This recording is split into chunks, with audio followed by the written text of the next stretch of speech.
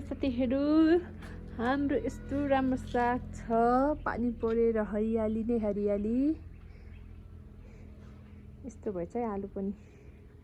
अनि हाम्रो साथमा हुनुहुन्छ हाम्रो तुक्ची प्रणिता लामा,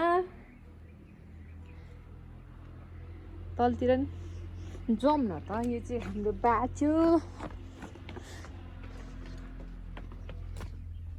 पानी परेर मकै सानो सानो यस्तो राम्रो भएछ है।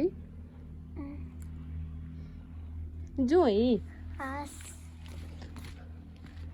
बाख्रा भट्टामा जाउँ है। मेरो बाख्रा तिमीले यसरी हेरेर बसेको छ नि है प्रणिता, मैले घाँस दिन्छ कि भनेर होला। यो कुखुरा जहिले डोको माथि बस्ने हो, यसको सानी आमा यो। ऊ त्यहाँ छ तिनटा, यहाँ मकै पनि फ्याले छ।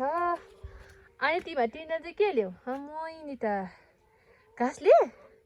ओके म घाँस दिन्छु। अहिले गाइस मैले चाहिँ यिनीहरूलाई घाँस दियो, छड्के पानी आएर भिजेछ नि त अलिकति घाँस।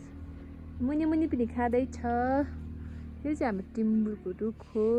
उतापट्टि केरा छ लटरम्मै पाकेको, तर के गर्नु भुत्केर पऱ्यो।